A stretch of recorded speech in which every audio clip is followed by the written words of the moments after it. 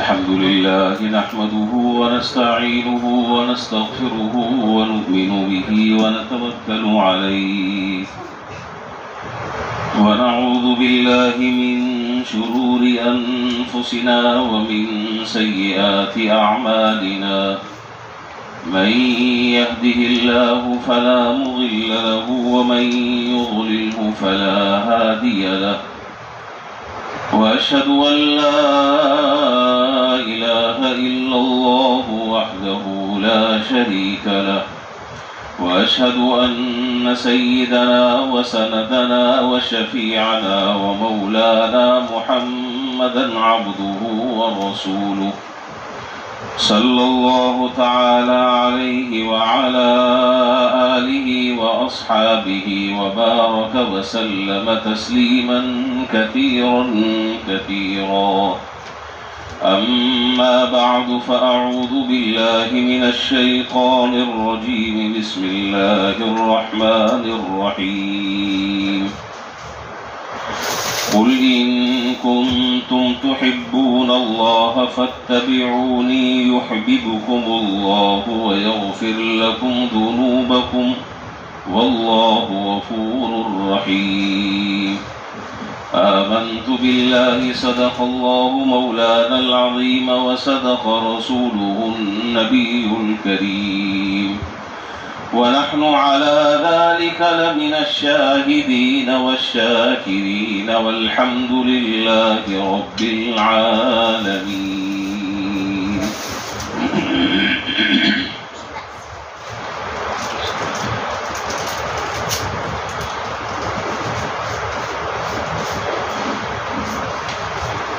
بزرگان محترم و برادران عزیز،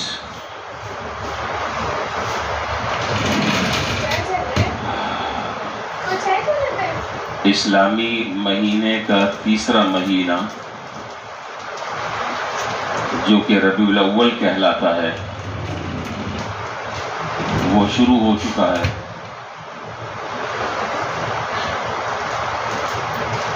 اور یہ مہینہ اس اعتبار سے بڑی اہمیت کا ہے کہ اس مہینے میں آقا نامدار سرور دو عالم احمد مجتبی جناب محمد رسول اللہ صلی اللہ علیہ وسلم دنیا میں تشریف لائے۔ اس اعتبار سے یہ مہینہ بڑا برکتوں والا ہے، بڑی عظمتوں والا ہے۔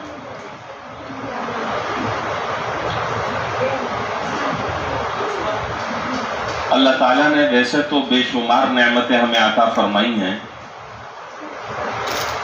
لیکن دو نعمتیں ایسی ہیں کہ پوری انسانیت مل کر بھی اگر اس کا شکر ادا کرنا چاہیں تو شکر ادا نہیں کر سکتی۔ وہ دونوں کی دونوں نعمتیں قابل قدر، قابل فخر اور قابل شکر ہے۔ ایک دولت کتاب کی شکل میں ہمیں عطا فرمائی جس کو قرآن حکیم کہا جاتا ہے، اور ایک دولت اور ایک نعمت صاحب قرآن جن پر اللہ تعالیٰ نے قرآن کریم نازل فرمایا، یعنی سرور دو عالم جناب نبی کریم صلی اللہ علیہ وسلم کی ذات اقدس۔ تو قرآن جیسی عظیم کتاب اللہ تعالیٰ نے ہمیں عطا فرمائی، اور قرآن جس نبی پر، جس پیغمبر پر نازل ہوا وہ بھی عظیم پیغمبر اور عظیم نبی۔ تو یہ دو نعمتیں ایسی ہیں کہ ان نعمتوں کا انسان شکر ادا نہیں کر سکتا۔ جب ربیع الاول کا مہینہ آتا ہے تو ہر شخص کو پتہ چل جاتا ہے، ایک عمومی ماحول میں ایک ہلچل سی مچ جاتی ہے، اور کچھ کام غیر معمولی وہ نظر آنے شروع ہو جاتے ہیں، جس سے ہر شخص یہ سمجھ لیتا ہے کہ یہ ربیع الاول کا مہینہ ہے۔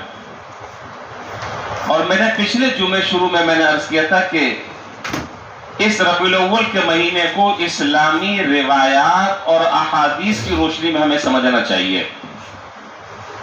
یہ نہیں کہ جی میں نے تو یہ سنا ہے اور میں نے تو اپنے بڑوں کو یہ کرتا ہوا دیکھا ہے، یہ میرا اور آپ کے بڑوں کا کوئی عمل ہمارے لیے حجت نہیں ہے. ہمارے لیے حجت اور سند اور دلیل اللہ اور اس کے رسول اور ان کا فرمان ہے، بس ختم. یہ ہے ہمارے لیے باعث نجات، یہ ہے ہمارے لیے باعث سعادت، یہ ہے دلیل اور سند. اس کے علاوہ کوئی اور دلیل اور سند نہیں ہے. اگر ہے بھی تو شریعت میں اس کا اعتبار نہیں ہے. میں نے جہاں پچھلے جمعے آخری بات ختم کی تھی اور میں نے یہ آپ سے ذکر کیا تھا کہ میں وہ بات انشاءاللہ اگلے جمعے کو شروع میں بتاؤں گا. میں اب اس بات کی طرف آ رہا ہوں. وہ بات کیا تھی آپ کے ذہن میں غالباً نہیں ہوگی. وہ سوال یہ تھا کہ جناب نبی کریم صلی اللہ علیہ وسلم کی وجہ سے اللہ تعالیٰ نے اس کائنات کو پیدا فرمایا، تو گویا کہ آپ کی جو تخلیق ہے وہ وجہ کائنات ہے. تو جب اللہ تعالیٰ نے جناب نبی کریم صلی اللہ علیہ وسلم کی ولادت اور پیدائش ربیع الاول کے مہینے میں کی، تو اب سوال یہ پیدا ہوتا ہے کہ پھر ربیع الاول کی آپ کی ولادت کی تاریخ کو کیوں محفوظ نہیں رکھا گیا؟ کیوں اس میں محدثین کا اختلاف ہے؟ کیوں اس میں مورخین کا اختلاف ہے؟ کیوں اس میں اہل سیرت کا اختلاف ہے؟ کیوں ان کے اقوال ہیں؟ کیوں ظاہر نہیں کی گئی یہ بات؟ کیوں پوشیدہ رکھی گئی؟ کیوں اس کی کھوج نہیں لگائی گئی؟ میں یہ بات دلائل کے ساتھ آپ کے سامنے ذکر کرنا چاہتا ہوں تاکہ اچھے طریقے سے بات آپ کو سمجھ آ جائے. دیکھیے، اس کے دو جواب ہیں. ایک جواب تو بہت آسان سا ہے اور ایک جواب قدر تحقیقی ہے. پہلے جو تفصیلی جواب ہے وہ یہ ہے کہ جناب نبی، میں اب آپ سے کچھ میرے سوالات ہیں آپ سے پوچھنا چاہتا ہوں. جناب نبی کریم صلی اللہ علیہ وسلم نے جن خاتون کا دودھ پیا ان کا کیا نام تھا؟ جی، حضرت حلیمہ سعدیہ رضی اللہ تعالی عنہ. جناب نبی کریم صلی اللہ علیہ وسلم نے حضرت حلیمہ سعدیہ رضی اللہ تعالی عنہ کا دودھ پیا. کسی ایک صحابہ، میں حوالوں کے ساتھ بات کر رہا ہوں، مستند بات، ہوائی باتیں نہیں ہیں. کسی ایک صحابی کے بارے میں آپ کو یہ نہیں ملے گا کہ انہوں نے حضرت حلیمہ سعدیہ رضی اللہ تعالیٰ عنہ سے یہ پوچھا ہو کہ جب آپ نے حضور کو دودھ پلانا شروع کیا تو آپ کی عمر کیا تھی؟ بھائی ظاہر ہے بہت موٹی سی بات ہے کہ حضرت حلیمہ سعدیہ رضی اللہ تعالیٰ عنہ نے دودھ پلایا تو صحابہ موجود تھے یا نہیں تھے؟ پوچھ رہا ہوں آپ سے. صحابہ موجود تھے. کیوں خیال نہیں آیا؟ کیوں کھوج نہیں لگائی؟ کیوں اس بات کی تحقیق نہیں کی کہ جب حضور نے آپ کا دودھ پینا شروع کیا تو وہ تاریخ کون سی تھی ربیع الاول کی؟ آگے چلیے. جناب نبی کریم صلی اللہ علیہ وسلم کی پھپھی حضرت صفیہ رضی اللہ تعالیٰ عنہ اس وقت موجود تھی. اور آپ یہ بات جانتے ہیں کہ جب کسی کی پیدائش ہوتی ہے، ہمارے خاندان میں بھی، آپ کے خاندان میں بھی آئے دن بچے پیدا ہوتے رہتے ہیں، تو پورے خاندان میں ہلچل ہوتی ہے. پھپھی کو بھی پتہ چلتا ہے، چچی کو بھی پتہ چلتا ہے، ممانی کو بھی پتہ چلتا ہے، بھابھی کو بھی پتہ چلتا ہے، آقا کو بھی پتہ چلتا ہے، باجی کو بھی پتہ چلتا ہے. پتہ چلتا ہی نہیں چلتا. سورج نکلتا ہے، ساری دنیا دیکھتی ہے. تو حضرت صفیہ رضی اللہ تعالیٰ عنہ جو جناب نبی کریم صلی اللہ علیہ وسلم کی پھپھی ہیں وہ بھی موجود تھی. کیوں صحابہ نے ان کی طرف رجوع نہیں کیا؟ کیوں صحابہ کو یہ خیال نہیں آیا کہ ہم جا کر حضرت صفیہ سے پوچھیں کہ آپ کی ولادت کس تاریخ کو ہوئی ہے؟ کیوں کھوج نہیں لگائی؟ کیوں تحقیق نہیں کی؟ کیوں تگو دو نہیں کی اس سلسلے میں؟ کرنا چاہیے تھا نا. نہیں کی. اور آگے چلیں. جناب نبی کریم صلی اللہ علیہ وسلم کے جو چچا تھے حضرت ابو طالب، وہ زندہ تھے، وہ موجود تھے. تو صحابہ ان سے پوچھ سکتے تھے نہیں پوچھ سکتے تھے؟ صحابہ ان کی طرف رجوع کر سکتے تھے نہیں کر سکتے تھے؟ صحابہ حضرت ابو طالب سے تحقیق کر سکتے تھے نہیں کر سکتے تھے؟ کسی نے پوچھا؟ کسی نے کوئی تقدو کی؟ کسی نے معلومات کی؟ کوئی سفر کیا؟ جب سیرت اور تاریخ ساری باتیں بتاتی ہے تو یہ بات کیوں نہیں بتاتی؟ کیوں اختلاف ہے؟ اور آگے چلیں. جناب نبی کریم صلی اللہ علیہ وسلم کی والدہ حضرت آمنہ کی لونڈی حضرت ام ایمن، جناب نبی کریم صلی اللہ علیہ وسلم کی والدہ حضرت آمنہ کی لونڈی حضرت ام ایمن، وہ موجود تھی، وہ حضور پر ایمان لے کر آئی. اور ایک سفر میں حضرت آمنہ کا جب انتقال ہونے لگا تو انہوں نے حضرت ام ایمن رضی اللہ تعالی عنہ کو جناب نبی کریم صلی اللہ علیہ وسلم جو چھوٹے سے بچے تھے وہ دیا، اور جا کر یہ کہا کہ یہ خیال سے لے کر جانا اور اس بچے کو اس کے دادا عبد المطلب کے پاس پہنچا دینا، اس کا خیال رکھیں. تو سوال یہ ہے کہ حضرت حلیمہ بھی موجود ہے، ان سے کسی نے رجوع نہیں کیا. حضرت صفیہ موجود ہے، ان سے کسی نے رجوع نہیں کیا. حضرت ابو طالب موجود ہے، ان سے کسی نے رجوع نہیں کیا. حضرت ام ایمن موجود ہے، وہ تو آپ کے انتقال کے بعد بھی حضرت ام ایمن زندہ رہی. یہ ساری باتیں جب سامنے آ گئی تو معلوم یہ ہوا کہ شریعت نے اس تاریخ کو محفوظ رکھنے کا کوئی اہتمام ہی نہیں کیا. اس لیے کہ اگر شریعت میں اس تاریخ ولادت کو یاد رکھنے کا اہتمام کیا جاتا تو حضرات صحابہ یقیناً اس تاریخ کو محفوظ کر لیتے، اور وہ یا تو حضرت حلیمہ سعدیہ کی طرف رجوع کرتے اور ان سے پوچھتے، یا حضرت صفیہ سے پوچھتے، یا حضرت ابو طالب سے پوچھتے، یا حضرت ام ایمن سے پوچھتے. لیکن شریعت نے اس تاریخ کو محفوظ نہیں رکھا. اس سے اشارہ اس بات کی طرف ہے. سبق یہ ہمیں اور آپ کو دے رہا ہے کہ شریعت صرف اس تاریخ کو محفوظ رکھتی ہے جس سے کوئی شرعی احکام وابستہ ہوں. اس پہلو پر کبھی آپ نے غور نہیں کیا. یاد رکھیں، ہمیشہ اصولی بات میں ذکر کر رہا ہوں، ہمیشہ شریعت اس تاریخ کو زندہ رکھتی ہے جس سے کوئی شرعی احکام وابستہ ہوتے ہیں، اور جس چیز سے شرعی احکام وابستہ نہ ہو شریعت اس کے یاد رکھنے کا اہتمام ہی نہیں کرتی. جب اہتمام نہیں کرتی تو پھر ہم کیوں اتنا اچھل کود رہے ہیں؟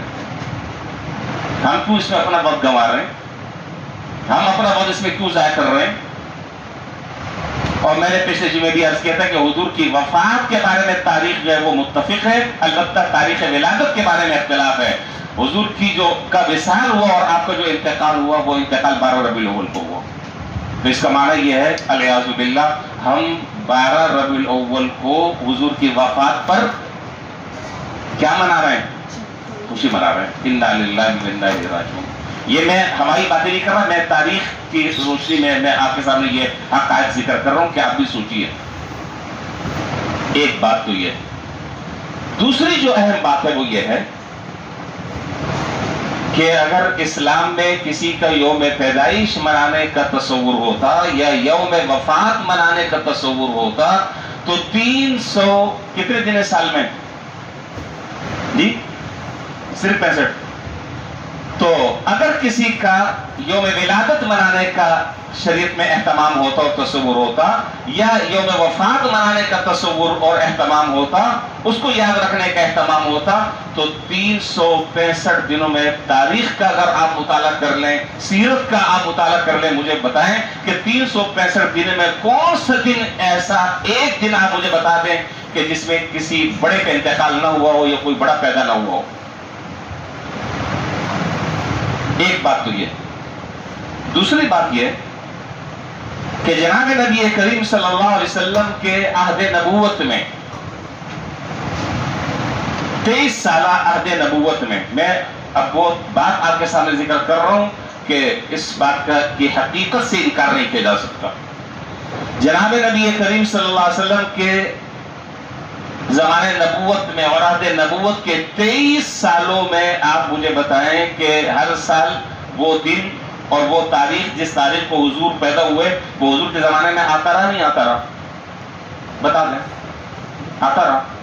کیا کوئی اس طرح کے ہنگامے جو ہمارے ہاں اب ہیں، کوئی ایک آپ مجھے سند کے ساتھ بتا دیں؟ کوئی بھئی ساری چیزیں تاریخ محفوظ رکھ رہی ہے، سیرت نگار ایک ایک بات لکھ رہے ہیں، اور یعنی آپ حیران ہوں گے کہ حضرات محدثین تو یہ بھی لکھ رہے ہیں کہ جناب نبی کریم صلی اللہ علیہ وسلم کھانے میں کیا پسند کرتے تھے، آپ کی پسند ناپسند کا بھی ذکر کر رہے ہیں، اور آپ کے ذاتی زندگی اور خلوت کی زندگی کے معاملات میں حضرات محدثین ایک ایک چیز نقل کر رہے ہیں۔ تو اتنا بڑا واقعہ پیش آیا ہے، اس واقعے کو محفوظ کیوں نہیں کیا؟ کیوں محفوظ نہیں کیا اس واقعے کو؟ سوچیے گا ٹھنڈے دل سے۔ تو 23 سال تک کے آتا رہا، ربیع الاول بھی ہر سال آتا رہا یا اب آنا شروع ہوا ہے؟ آتا رہا، کوئی ایسا واقعہ پیش نہیں آیا۔ اور پھر 30 سال تک کے خلافت راشدہ کا زمانہ رہا ہے، خلافت راشدہ کا زمانہ رہا ہے 30 سال تک کے، کوئی ایک واقعہ آپ مجھے دکھائیں، بتا دیں کہ یہ ہنگامہ ہوا ہو۔ پھر اس کے بعد 200 سال تک کے خیر القرون کا زمانہ رہا ہے، 200 سال تک خیر القرون کا زمانہ رہا ہے، جس خیر القرون کے زمانے میں جناب نبی کریم صلی اللہ علیہ وسلم نے فرمایا کہ خیر القرون قرنی ثم الذین یلونہم ثم الذین یلونہم، یہ جو خیر القرون کا زمانہ ہے یہ بڑی برکتوں والا اور خیر والا زمانہ ہے، جس کی شہادت جناب نبی کریم صلی اللہ علیہ وسلم نے دی ہے۔ میں اتنے سارے حوالے آپ کو دے رہا ہوں، کیا کوئی ایسا ایک واقعہ پیش آیا؟ آپ کو شک ہو رہا ہے میرا خیال نہیں آیا۔ تو اب دو باتوں میں سے ایک بات ہے اور دو باتوں میں سے ایک بات کو تسلیم کرنا پڑے گا۔ پہلی بات کہ حضرات صحابہ کو سرکار دو عالم نبی کریم صلی اللہ علیہ وسلم سے جو عشق، جو تعلق، جو محبت، جو عقیدت تھی وہ ہمیں نہیں ہے۔ بات صحیح ہے غلط ہے؟ وہ نہیں۔ دوسری بات یہ کہ وہاں تو حال یہ تھا، وہاں تو میں حیران ہوتا ہوں، کتابیں اگر آپ پڑھیں اور حضور کی سیرت کا اگر آپ مطالعہ کریں تو آدمی کی عقل دنگ رہ جاتی ہے کہ حضرات صحابہ میں تو یہ جستجو، یہ طلب، یہ دیوانہ وار جذبہ، یہ ولولہ، یہ ذوق، یہ جوش، کیا کہ جناب نبی کریم صلی اللہ علیہ وسلم کس وقت کون سے عمل کر رہے ہیں میں بس اس عمل کو اپنی زندگی میں لے کر آ جاؤں۔ وہاں یہ ایک جذبہ، ایک شوق اور ایک ولولہ، آپ کھانا کیسے کھا رہے ہیں، آپ چل کیسے رہے ہیں، آپ گفتگو کیسے کر رہے ہیں، آپ اٹھتے کیسے ہیں، آپ بیٹھتے کیسے ہیں، آپ عبادت کیسے کر رہے ہیں، آپ معاشرت میں آپ کا کیا رول اور کیا کردار رہا، آپ کے اخلاق حسنہ کیسے ہیں۔ صحابہ ان چیزوں کو فالو کر رہے ہیں، ان چیزوں پہ حضور کی تقلید کر رہے ہیں کہ حضور کیسے ہنستے تھے، کیسے کھاتے تھے، کیسے پیتے تھے، کیا چیز آپ کو پسند تھی، کیا چیز آپ کو پسند نہیں تھی۔ ہم اپنی زندگی کو حضور کی زندگی میں ڈھالیں۔ ان کی زندگی کا اور رات اور دن کا مشغلہ اور مشن وہ یہ تھا کہ حضور کی سنتیں ہماری اپنی عملی زندگی میں آ جائیں۔ وہاں یہ سارے ہنگامے نہیں تھے۔ میں صحیح کہہ رہا ہوں غلط کہہ رہا ہوں؟ وہاں یہ چکر نہیں تھے، وہاں تو یہ تھا کہ حضور کا جو طرز زندگی ہے اور آپ کی جو عملی زندگی ہے، آپ کی جو سیرت طیبہ ہے، میں اپنی عملی زندگی کو اس کے مطابق ڈھال لوں۔ اور آپ حیران ہوں گے، یہ حضرات صحابہ جناب نبی کریم صلی اللہ علیہ وسلم کی سیرت سے اور آپ کی زندگی سے اور زندگی کے ایک ایک لمحے سے اور ایک ایک کام سے اتنی زیادہ محبت کرتے تھے، اتنی زیادہ محبت کرتے تھے، اتنی زیادہ محبت کرتے تھے کہ ہم اور آپ تصور نہیں کر سکتے۔ اس زمین اور آسمان نے پھر اس جیسی مخلوق نہیں دیکھی۔ चुनाचे तिरमिजी शरीफ में, शमाइल तिरमिजी में रिवायत है, शमाइल तिरमिजी में रिवायत है, एक मर्तबा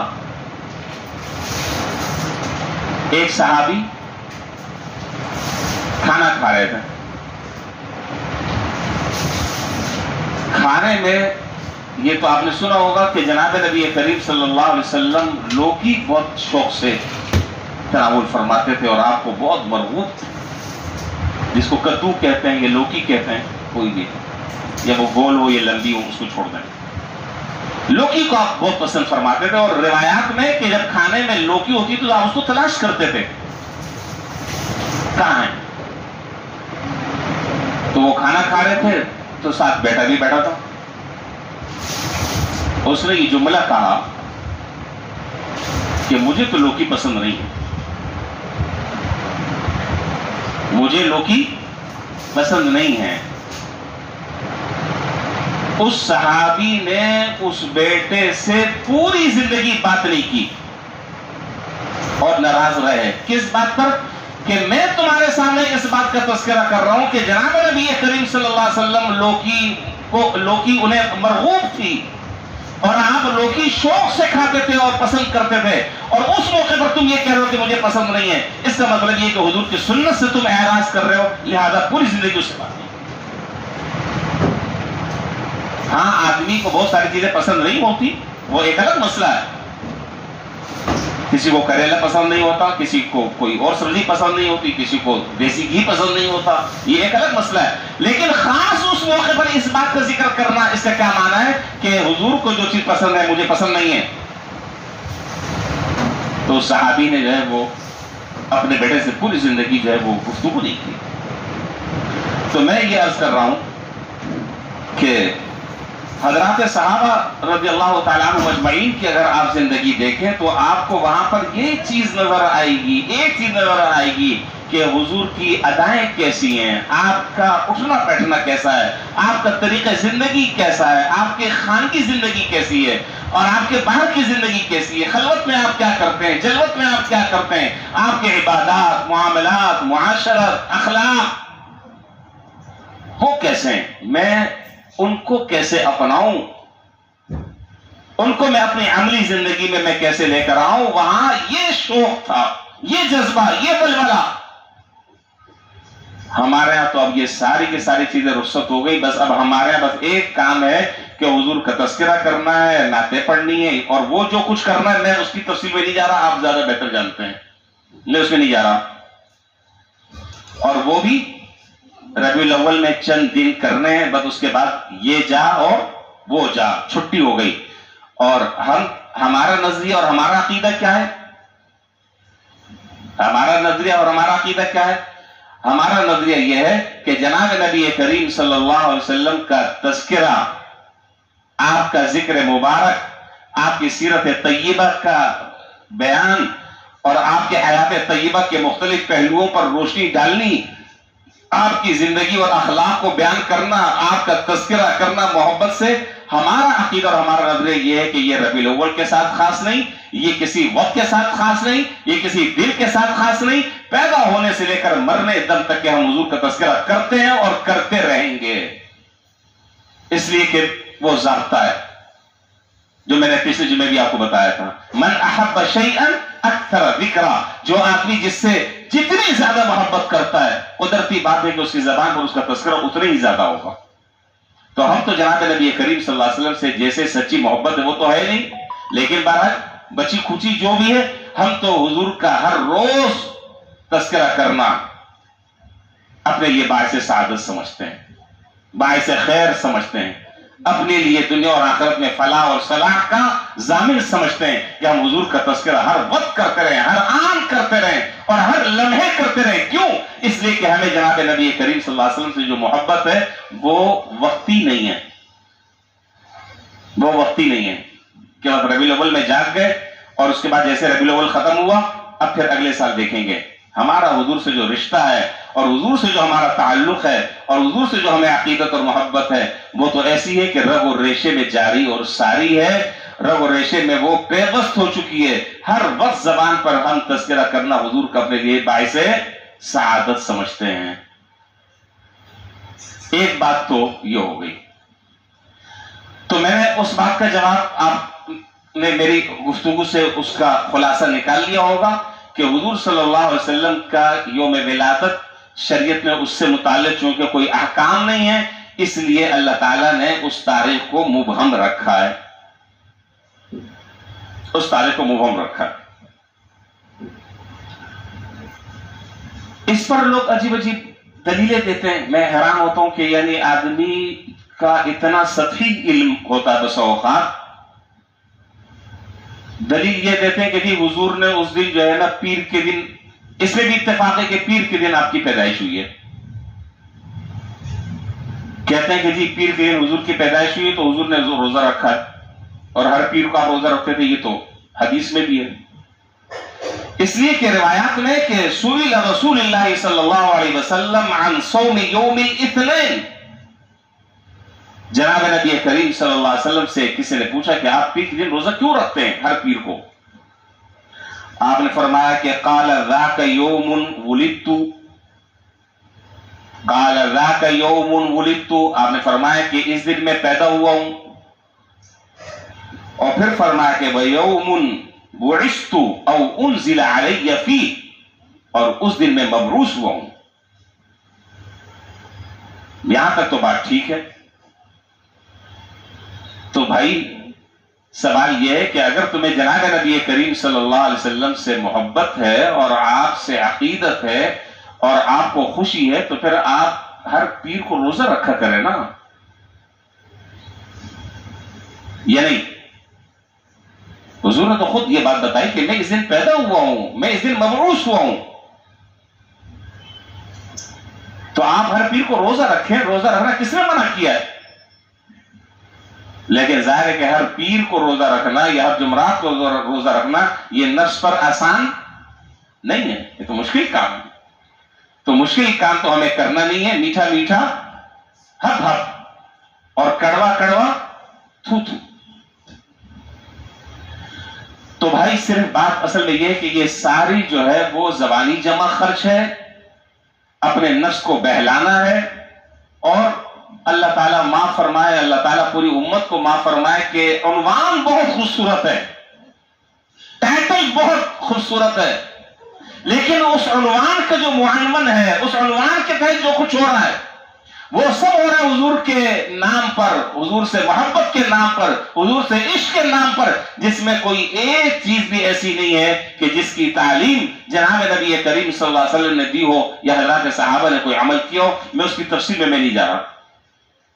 میں اگر ایک چیز کو گنانا شروع کروں کہ اس حضور کے محبت کے نام پر اور حضور سے عشق کے نام پر کیا کیا خرافات ہم کر رہے ہیں، کیا کیا نت نئی ہر سال ان بدعات میں، ان رسومات میں اور ان گناہوں میں اضافہ ہو رہا ہے، وہ کسی سے مخفی نہیں ہے. اب تو پتہ یہ چلا ہے کہ اب 12 ربیع الاول کو ایک اور بھی نماز ہوتی ہے.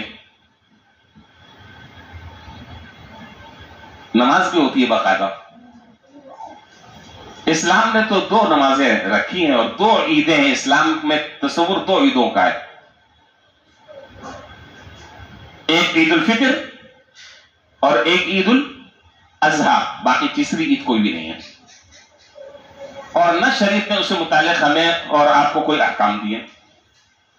اگر یہ کوئی اہم چیز ہوتی، یہ اس سے متعلق کوئی شرعی احکام ہوتے تو آپ کا کیا خیال ہے کہ شریعت جب ساری باتیں بتا رہی ہے تو یہ بات نہیں بتاتی؟ اللہ کے رسول اس بات کی تلقین نہیں فرماتے؟ اس کی طرف ہماری اور آپ کی رہنمائی نہ فرماتے؟ جب ایک ہی چیز آپ بتا رہے ہیں. یہاں تک کہ ابو داؤد شریف میں روایت ہے، شروع کے صفحوں میں روایت ہے کہ جناب نبی حضرات صحابہ کہتے ہیں کہ جناب نبی کریم صلی اللہ علیہ وسلم نے تو ہمیں استنجا کرنے کا طریقہ بھی بتلایا ہے. یعنی ایسی باتوں کی بھی تعلیم دی ہے کہ جن کا تعلق ماں باپ سے، جن کا تعلق گھر کی تربیت سے، ایسی باتوں کی بھی تعلیم دی ہے. تو جو پیغمبر اور جو نبی ایسی چھوٹی چھوٹی باتوں کی تعلیم اور تلقین فرما رہے ہیں تو کیا اتنی بڑی بات امت کو نہ بتاتے؟ کیا خیال ہے؟ تو خلاصہ کیا نکلا؟ خلاصہ یہ نکلا کہ حضرات صحابہ رضی اللہ تعالی عنہم اجمعین ان کے ہاں جو چیز اہم تھی وہ یہ تھی کہ جناب نبی کریم صلی اللہ علیہ وسلم سے محبت بھی کی جائے، آپ سے عشق بھی کیا جائے، لیکن محبت اور عشق کا جو راستہ جناب نبی کریم صلی اللہ علیہ وسلم نے طے فرمایا ہے اور متعین فرمایا ہے، اور جو سرکل بنایا ہے، جو نقشہ کھینچا ہے، بس اسی طریقے سے حضور صلی اللہ علیہ وسلم سے محبت کرنی ہے اور اس پر عشق کرنا ہے۔ اب آج تو میں یہ چاہتا ہوں کہ نہ مجھے نماز پڑھنی پڑے، میں بہت معذرت کے ساتھ بات عرض کر رہا ہوں، لیکن بات ہے کڑوی، برداشت کرنی ہوگی۔ مجھے نہ نماز پڑھنی پڑے، نہ روزہ رکھنا پڑے، نہ اپنی زندگی میں تبدیلی لانی پڑے، جی، نہ حضور صلی اللہ علیہ وسلم کی سنتوں کو اختیار کرنا پڑے، اور حضور نے جن چیزوں کو منع فرمایا ہے مجھے وہ نہ چھوڑنی پڑے، اور پھر بھی میں حضور سے محبت کا اور عشق کا دعوے دار ہوں، ای خیال استو محال استو جنون، یہ نہیں ہو سکتا۔ اور اہم بات یہ ہے، دیکھیے جو چیز اہم تھی شریعت نے اس کو بتا دیا، اور جو چیز اہم نہیں ہے اس سے تعارض نہیں کیا۔ اب جناب نبی کریم صلی اللہ علیہ وسلم سے محبت اور عشق کا معیار شریعت نے، اللہ اور اس کے رسول نے متعین کر دیا۔ متعین کیا ہے کہ نہیں کیا؟ نہیں کیا۔ اگر متعین نہیں ہوتا، میری بات درسا غور طلب ہے، اگر شریعت حضور صلی اللہ علیہ وسلم سے محبت کا اور عشق کا اور عقیدت کا معیار متعین نہ کرتی تو حضرت دین کی شکل بگڑ جاتی۔ بھائی میرا انداز اور ہے، میں اور طریقے سے محبت کرتا، آپ کا انداز دوسرا ہے، اس کا دوسرا ہے، اس کا دوسرا ہے، اس کا دوسرا ہے، پھر تو یہ دین اور شریعت جو ہے یہ کھلونا بن جاتا، کھلونا۔ عشق کا معیار متعین کیا ہے اللہ اور اس کے رسول نے، وہ کیا؟ وہ معیار ہے جو میں نے ابھی قرآن کریم کی اس آیت میں پڑھا، جو ابھی میں نے خطبے میں آیت پڑھی ہے۔ قُلْ إِن كُنتُمْ تُحِبُّونَ اللَّهَ فَاتَّبِعُونِي يُحْبِبْكُمُ اللَّهُ وَيَغْفِرْ لَكُمْ ذُنُوبَكُمْ۔ اے پیغمبر آپ ان سے فرما دیجئے اگر تم اللہ اور اس کے رسول سے محبت کرتے ہو تو میری اتباع کرو اور میری اطاعت کرو، اللہ بھی تم سے محبت کرنے لگیں گے، تمہارے گناہوں کو معاف کر دیں گے۔ تو معلوم یہ ہوا کہ عشق اور معیار کا پہلا پیمانہ یہ ہے کہ آدمی جس سے محبت کا دعویٰ کر رہا ہے اس کی تقلید کرے۔ بات مشکل تو نہیں لگ رہی؟ سمجھ آ رہی بات؟ آپ جس سے محبت کا دعویٰ کر رہے ہیں اس نے جو محبت کے طریقے سکھلائے، جو محبت کے آداب سکھلائے، محبت کا جو معیار قائم فرمایا ہے اس کو اپنائیں۔ مجھے بات یاد آئی،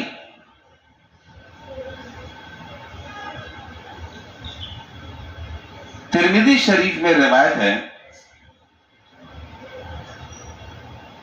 حضرت عبداللہ بن عمر رضی اللہ تعالیٰ عنہما کے سامنے، اب آپ کہیں گے کہ جی آپ کو حیرانگی ہوگی، حضرت عبداللہ، ترمذی میں روایت ہے، حضرت عبداللہ بن عمر رضی اللہ تعالیٰ عنہما کے سامنے ایک آدمی کو چھینک آئی، ایک آدمی کو چھینک آئی۔ جب چھینک آتی تو کیا کہتے ہیں؟ پیچھے والوں کو محفل نہیں پتا چلنا، بولتے ہیں زور سے اللہ کا نام لیں گے ثواب ملے گا، الحمدللہ، یہی کہتے ہیں نا، الحمدللہ جب چھینک آتی ہے۔ تو وہ جو صاحب جن کو چھینک آئی انہوں نے کہا کہ الحمدللہ والسلام علی رسول اللہ۔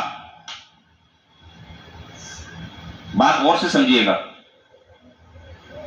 جملے دونوں اپنی جگہ درست ہے، کوئی غلطی نہیں ہے۔ میں ترجمہ بھی کر دیتا ہوں تاکہ آپ اچھی طرح بات سمجھ لیں۔ الحمدللہ تمام کی تمام تعریفیں اللہ تعالیٰ کے لیے، اور حضور پر درود اور سلامتی نازل ہو۔ تو جب حضرت عبداللہ بن عمر رضی اللہ تعالیٰ عنہ نے یہ جملہ سنا تو آپ نے فرمایا کہ الحمدللہ کہنا تو حضور سے ثابت ہے، لیکن اس موقع پر والسلام علی رسول اللہ کہنا ثابت نہیں ہے۔ اور اگر تم یہ الحمدللہ کے ساتھ والسلام علی رسول اللہ کا اضافہ کر رہے ہو تو تم دین پر ایک زیادتی کر رہے ہو جس کی تمہیں اجازت نہیں دی جا سکتی۔ اب ایک آدمی اب وہ آدمی کہہ رہا ہے کہ اچھا مجھے آپ یہ بتائیں، بہت ساری مثالیں، وقت کم ہے، بس میں بات ختم کر رہا ہوں۔ اب ایک آدمی یہ کہے کہ جی اچھا آپ مجھے یہ بتائیں کہ حضور پر درود بھیجنا کیا گناہ ہے؟ بتائیے نا، گناہ ہے؟ یہ تو محبت کا تقاضا ہے، گناہ ہے؟ نہیں، گناہ نہیں ہے۔ ہاں یہ کہا جائے گا کہ یہ موقع درود شریف کا نہیں ہے، یہ موقع اسی جملے کے کہنے کا ہے کہ جو جملہ جناب نبی کریم صلی اللہ علیہ وسلم نے ہمیں سکھایا ہے۔ اگر اس موقع پر الحمدللہ کے ساتھ والسلام علی رسول اللہ کہنا اگر ہوتا تو حضور ہمیں اس کی بھی تعلیم دیتے۔ اس کی مثال بالکل اسی طریقے سے ہے، بالکل اسی طریقے سے کہ امام سعید بن مسیب رحمۃ اللہ علیہ جو بہت بڑے تابعی گزرے ہیں، امام سعید بن المسیب رحمہ اللہ بہت بڑے تابعی گزرے ہیں، ان کے سامنے ایک آدمی نے عصر کے بعد جو ہے وہ 2 رکعت نفل نماز پڑھی، 2 رکعت نفل نماز پڑھی۔ آپ نے اس کو روک دیا، آپ نے کہا یہ کیا کر رہے ہو؟ اس نے کہا کہ اچھا آپ مجھے یہ بتائیں کہ کیا نماز پڑھنے پر اللہ تعالیٰ مجھے عذاب دیں گے؟ آپ نے فرمایا کہ اللہ تعالیٰ تمہیں نماز پڑھنے پر تو ثواب نہیں دیں گے، لیکن خلاف سنت کام کرنے پر عذاب ضرور دیں گے، چونکہ جب اللہ کے رسول نے عصر کے بعد نفل پڑھنا منع کر دیا ہے تو پھر کیسی اجازت ہو سکتی ہے؟ اب آپ یہ کہیں کہ جی نفل نماز تو بہت اچھی بات ہے، اس میں آدمی جو ہے وہ قرات کر رہا ہے اور قیام کر رہا ہے، قعود کر رہا ہے، سجدہ کر رہا ہے، سورہ فاتحہ پڑھ رہا ہے، قرآن پڑھ رہا ہے، تو بھائی شریعت نے ہر چیز کا ایک دائرہ مقرر کیا ہے، کہاں وہ کام کرنا ہے اور کہاں وہ کام نہیں کرنا۔ سال میں کتنے دن روزہ رکھنا منع ہے؟ جلدی جلدی بتا دیں، فٹافٹ، ٹائم نہیں ہے۔ 5 دن، سال میں 5 دن روزہ رکھنا منع ہے۔ اب ایک آدمی ضدی اور ہر دھرم ہو، وہ یہ کہے کہ جی روزہ رکھنا تو بہت اچھی عبادت ہے، آپ کیوں مجھے روزے سے منع کر رہے ہیں؟ تو ہمارا جواب کیا ہوگا؟ ہمارا جواب یہ ہوگا کہ میاں جناب نبی کریم صلی اللہ علیہ وسلم نے ان دنوں میں روزہ رکھنے سے منع فرمایا ہے، لہذا اگر تم روزہ ان دنوں میں رکھو گے تو وہ روزہ رکھنا باعث ثواب نہیں ہوگا بلکہ باعث تعزیر ہوگا، یہ ناقابل معافی جرم ہوگا، اس لیے کہ تم حضور کی بات کو نہیں مانتے۔ حضور نے جو کہنا، حضور نے جو فرمایا تم اس کی خلاف ورزی کر رہے ہو جان بوجھ کر، اس لیے ثواب کے بجائے تمہیں عذاب ہوگا۔ پتہ نہیں آپ میری گفتگو سمجھ رہے ہیں کہ نہیں سمجھ رہے؟ باہر بہت ساری مثالیں، میں بہت ترتیب کے ساتھ ساری باتوں کو آپ کے سامنے ذکر کر رہا ہوں، انشاءاللہ زندگی رہی پھر بقیہ باتیں ہم کریں گے اگلے جمعے۔ خلاصہ میری گفتگو کا سارا یہ نکلا کہ ہمیں جناب نبی کریم صلی اللہ علیہ وسلم کے اسوہ حسنہ پر عمل کرنا چاہیے۔ آپ سے محبت کا حق یہ ہے کہ آپ کی عملی زندگی کو اختیار کرنا چاہیے، آپ کی عبادت، آپ کا رہن سہن، اٹھنا بیٹھنا وغیرہ وغیرہ، ان چیزوں کو ہم اختیار کر کر ہم حضور سے محبت کا دعویٰ پھر تو کر سکتے ہیں۔ اگر ہم عملی زندگی حضور کی اختیار نہ کریں، آپ کی سنتوں سے ہمیں محبت نہ ہو، روزانہ آپ کی سنتوں کو پاؤں تلے ہم روند رہے ہوں، تو پھر اس طرح کا دعویٰ کرنا اچھا نہیں لگتا۔ اللہ ہمیں جناب نبی کریم صلی اللہ علیہ وسلم کی سچی محبت اور آپ کی اتباع اور آپ کی اطاعت اور فرما برداری کرنے کی ہمیں اللہ تعالیٰ توفیق عطا فرمائے۔ وآخر دعوانا الحمدللہ رب العالمین۔